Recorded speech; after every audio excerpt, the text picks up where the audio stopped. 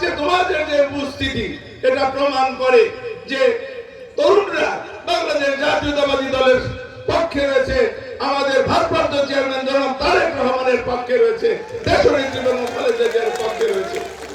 এটা অক্ষরে আমাদের ব্যবহার করতে হবে যে তোমরা আগামী দিনে ভাই আমি আমার বক্তব্য দীর্ঘায়িত করব না। আমি বিশেষ করে আজকে সবার শ্রমিক নেতা জনাব অ্যাডভোকেট শামসুল আলম শিমুল বিশ্বাস,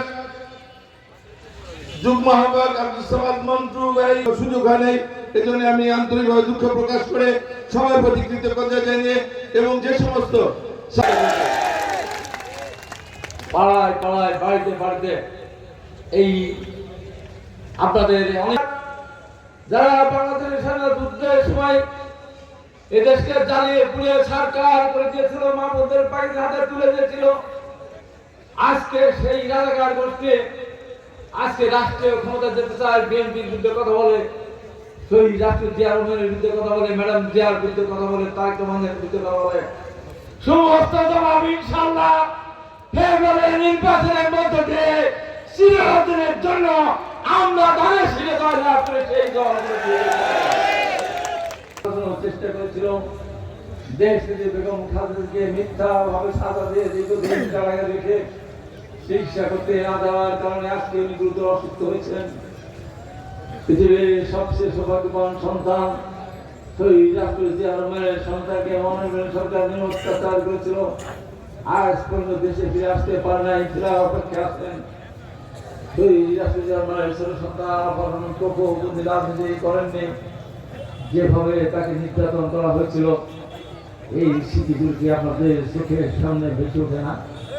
সুধানগরের যে সমস্ত বিএনপির নেতাকর্মী আছে যারা আজকে ওইখানে আসেন নেই বা এখনো যারা এই নির্বাচন করবেন কি করবেন না সিদ্ধান্ত ভুগছেন, আপনাদের কাছে এইটুকু আহ্বান জানাতে চাই, সেলিম রেজা হাবিবকে জয়লাভ করার মধ্য দিয়ে আপনাদের বিএনপি দীর্ঘদিন ধরে কষ্ট করেছেন সেটা আপনাদেরকে প্রমাণ করতে হবে, তাহলে বুঝবো আপনারা দেশটির বেগম খালেদা জিয়ার আমাকে পড়ার পর পাবনার বাবু বাগা সিদ্দিক স্বপন শেখ তুহিন সহ আমাদের বাচ্চা ভাই সমস্ত মানুষ বিএনপি এ টু জেড সমস্ত নেতাকর্মী একাকার হয়ে গেছে শামসুর রহমান শিমুল বিশ্বাসের পক্ষে আমাদের আপনারা এখানে রয়েছে। মানব জাতির ইতিহাসে প্রথম আইয়ামে জাহিলিয়াতের যুগে তরুণেরা, সে সময়ের তরুণেরা প্রফেট হযরত মুহাম্মদ সাল্লাল্লাহু আলাইহি ওয়াসাল্লামের পক্ষ অবলম্বন করে পৃথিবীতে নিদারুণ জুলুম অত্যাচার সহ্য করে জাহিলিয়াতের অবসান ঘটিয়ে মানব জাতির মুক্তির জন্য এক সনদ দেন এবং দিগ্বিজয় সেই সনদের বাণীগুলো ছড়িয়ে পড়ে। সেই বিপ্লব ছিল আত্মার মুক্তির বিপ্লব, মানবতার বিপ্লব, মানব জাতির পরিবর্তনের বিপ্লব, ন্যায় সত্য প্রতিষ্ঠার বিপ্লব। সেই বিপ্লবের নেতা ছিলেন প্রফেট হযরত মুহাম্মদ সাল্লাল্লাহু আলাইহি ওয়াসাল্লাম। এরপরে ফরাসি বিপ্লব হয়েছে 1779 সালে। সেখানেও এক স্লোগান ছিল, সাম্য, মৈত্রী, স্বাধীনতা এবং ভ্রাতৃত্বের। এরপরে বিপ্লব হয়েছে সোভিয়েত বিপ্লব, চীন বিপ্লব, ভিয়েতনাম বিপ্লব, সর্বশেষ মানব ইতিহাসে ইরানের ইসলামী রেভলিউশনে সব বিপ্লবেই এই অংশগ্রহণকারী ছিল তরুণেরা।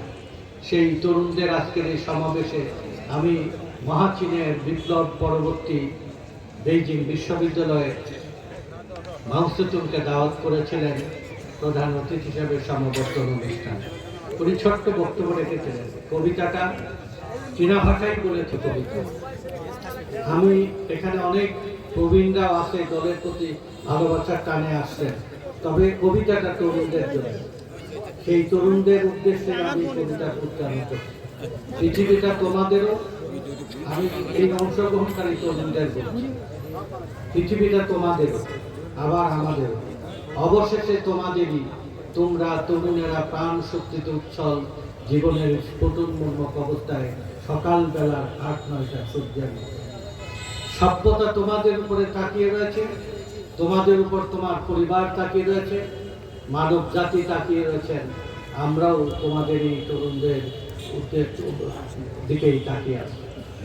সেলিম যথার্থই বলেছেন যে আমরা হয়তো শেষ যাত্রী হব, তরুণ যে যাত্রী হবে সেই যাত্রীদের উদ্দেশ্যে এই সমাবেশ।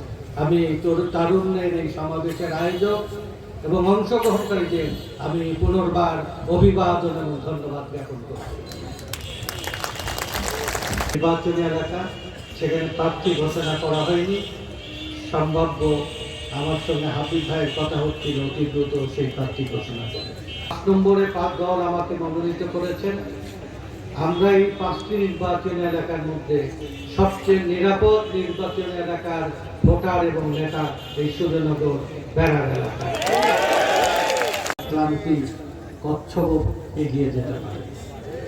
আপনাকে প্রতিদিন প্রতিটা মুহূর্তে সজাগ থাকতে হবে এবং এই সজাগ যদি আপনি থাকেন, আপনার এই ঢেউ ছড়িয়ে পড়বে আপনার 5টি নির্বাচনী এলাকায়। আমাদের সকল অনৈক্য এবং বিভেদ আমাদেরকে ভোলানোর জন্য, নিরসনের জন্য, সবাইকে মর্যাদা এবং সম্মান এবং বিজয়ের অংশে 5ই আগস্টের পরে গোটা বাংলাদেশ জানে বিএনপি আগামী দিনে সরকার গঠন করবে। কিন্তু আমাদের নেতা তারেক রহমান বলেছেন বাংলাদেশ কঠিন পরিস্থিতি মোকাবেলা করছে, অদৃশ্য শত্রুর বিরুদ্ধে আমাদের লড়াই করতে হচ্ছে। দৃশ্যমান শত্রু দেখলে তাকে পরাজিত করার পরিকল্পনা করা যায়।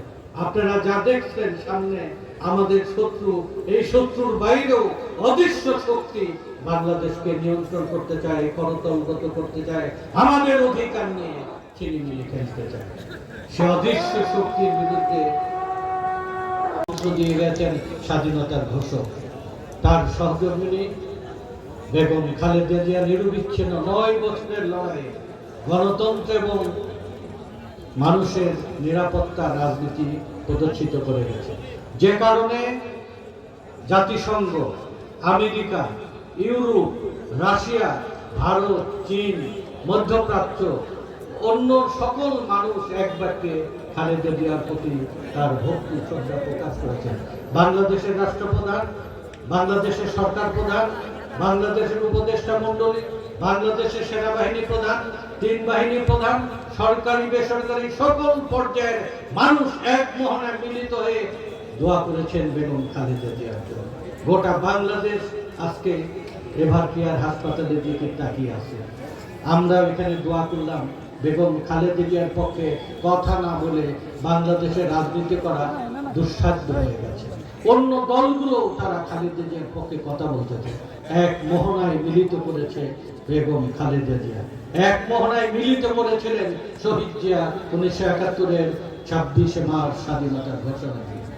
এই 2 বীরের ধমনীতে যে রক্তধারার তৃতীয় সন্তান, তৃতীয় ধারা, যার ধমনীতে শহীদ জিয়ার রক্ত, খালেদা জিয়ার রক্ত, সেই বাংলাদেশের প্রাণ তারেক রহমান বাংলাদেশকে স্থিতিশীল, নিরাপদ, বাসযোগ্য করার জন্য যে 18 ঘন্টা পর্যন্ত পরিশ্রম করে, সে বাংলাদেশ সম্পর্কে এমন দায়িত্বশীল কর্মসূচি ঘোষণা করেছেন যে কর্মসূচি শুধু বিএনপির নয়, যে কর্মসূচি আওয়ামী লীগ, বিএনপি, জামাত ইসলাম, জাতীয় পার্টি, জাসদ, বামপন্থী, ডানপন্থী, হিন্দু, মুসলমান, বৌদ্ধ, খ্রিস্টান, পাহাড়ের মানুষ আর সমতলের সব মানুষের নিরাপদ বাংলাদেশ গঠনের জন্য কাজ করেছে।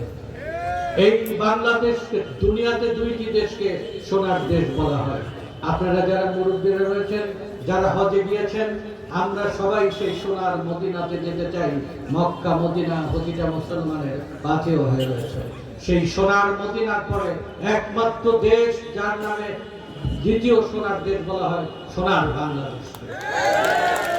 এই সোনার বাংলাদেশে বাসযোগ্য দেশ গড়ার জন্য বাংলাদেশ সম্পর্কে পর্যবেক্ষণ করে নিরাপদ বাংলাদেশ করার জন্য কি প্রয়োজন? প্রয়োজন হচ্ছে প্রথম 1 বছরেই 1 কোটি মানুষের কর্মসংস্থান দিলে বাংলাদেশের স্থিতিশীলতা আসবে। আর 5টি কর্মসূচি ঘোষণা করেছেন। প্রথম কর্মসূচি ঘোষণা করেছেন বাংলাদেশের 92% মুসলমানের এই দেশে মসজিদে আর বিভিন্ন মাদ্রাসায় সবচেয়ে কম বেতনে চাকরি করে। মসজিদের মুয়াজ্জিন আর মসজিদের ইমামের কোনো বেতন নেই, মুফতি এবং দয়া করুণার উপরে নির্ভর করে। তাদেরকে মর্যাদার আসনে অধিষ্ঠিত করার জন্য বিএনপি ঘোষণা করেছে প্রতিটা মুয়াজ্জিন এবং ইমামের রাষ্ট্রীয় সম্মানী প্রদান করা। আর 8% জন্য ধর্মাবলম্বী হিন্দু বৌদ্ধ খ্রিস্টান তাদের ধর্মগুরুদেরও সমান সুযোগ দেওয়া হবে। 100% ধর্মীয় স্বাধীনতা নিশ্চিত করার জন্য তারেক রহমান এক সুদূর প্রসারী রাষ্ট্রীয় পরিকল্পনা কর্মসূচি ঘোষণা করেছেন। দ্বিতীয় কর্মসূচি ঘোষণা করেছেন বাংলাদেশের মায়েরা হচ্ছে সংসারের প্রাণকেন্দ্র। এই মায়েদের যদি সম্মান দেওয়া যায়, মায়েদের যদি অভাব এবং দারিদ্রতা মুক্ত রাখা যায়, সুসন্তান গড়ে উঠবে প্রতিটি ঘরে ঘরে। সে কারণে ফ্যামিলি কার্ড কর্মসূচি ঘোষণা করেছেন। চাল, ডাল, তেল, লবণ এটা প্রতিটি মানুষ পাবে। তৃতীয় কর্মসূচি ঘোষণা করেছেন বাংলাদেশ যদি সচল না থাকে, অচল হয়ে যায়, তাহলে সবকিছু ব্যর্থ হবে। আমাদের তরুণদেরকে, আমাদের জনগণকে সুস্বাস্থ্যের অধিকারী করার জন্য এটা আমাদের মৌলিক অধিকার। আমরা যদি হাসপাতালে যাই, আমাদের প্রেসক্রিপশন লেখা দেয়, অনেকগুলো টেস্ট দেয়। সে টেস্টখানায় গেলে যখন বলা হয় 10,000 12,000 টাকা, তখন বেশিরভাগই গরিব মানুষ, মধ্যবিত্তরা এই ব্যয় করার ভয়ে বাড়িতে ফিরে আসে। বড়িপাড়া, পানিপড়া, মুয়াজ্জিন এবং ইমামদের পানিপড়া খেয়ে অসুখ ভুলে থাকতে চায়। প্রতিটি মানুষের অধিকার রয়েছে স্বাস্থ্যের অধিকার, চিকিৎসা পাওয়া। পাবনার আপনি সূর্যনগর হেলথ ক্যাম্পে যাবেন, সেখান থেকে যদি পাবনা পাঠায়, প্রয়োজনে বাংলাদেশের সবচেয়ে ব্যয়বহুল হাসপাতালে বাংলাদেশের মানুষ চিকিৎসা পাওয়া তার অধিকার। রাষ্ট্রীয় ব্যয় সেই চিকিৎসার ব্যবস্থা। 1 কোটি মানুষের চাকরি, সমস্ত ইমাম মুয়াজ্জিনদের রাষ্ট্রীয় সম্মানী প্রদান, কৃষি কার্ড, যেটা আমি বলিনি, কৃষকেরা বাংলাদেশের প্রাণ, বাংলাদেশের মেরুদণ্ড। যা কিনবে তার দাম বেশি, যা বিক্রি করবে তার দাম কম। এই কৃষক ফুলকে বাঁচানোর জন্য স্বাস্থ্য কার্ড, ফ্যামিলি কার্ড, কৃষি কার্ড আর কৃষক আর শ্রমিকদের বাংলাদেশে গণনা করে প্রত্যেকের পরিস্থিতি দেওয়ার সুদূর প্রসারী ভিশনারি কর্মসূচি ঘোষণা করেছেন। যে কর্মসূচি 1971-এর স্বাধীনতা ঘোষণার চাইতেও দায়িত্ববান ঝুঁকিপূর্ণ কর্মসূচি তারেক রহমান ঘোষণা করেছেন। তাকে বাংলাদেশের স্বার্থেই দরকার, বাংলাদেশকে নিরাপদ করার জন্য দরকার।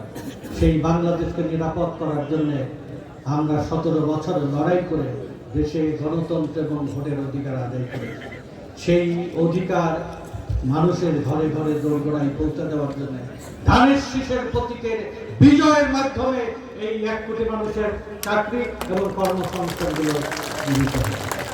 এটা আমাদের প্রত্যেকের দায়িত্ব। আওয়ামী লীগ, বিএনপি, জাতীয় পার্টি, জামাত ইসলাম, জাসদ, বামপন্থী, ডানপন্থী সব মানুষেরই জিয়াকে, খালেদা জিয়ার পরে তারেক রহমানকে একবার পরীক্ষায় উত্তীর্ণ করার আবেদন রাখছি আপনাদের কাছে। রহমান পিন্টু আজকের এই তারুণ্যের সমাবেশে সভাপতি বক্তব্য রাখছেন।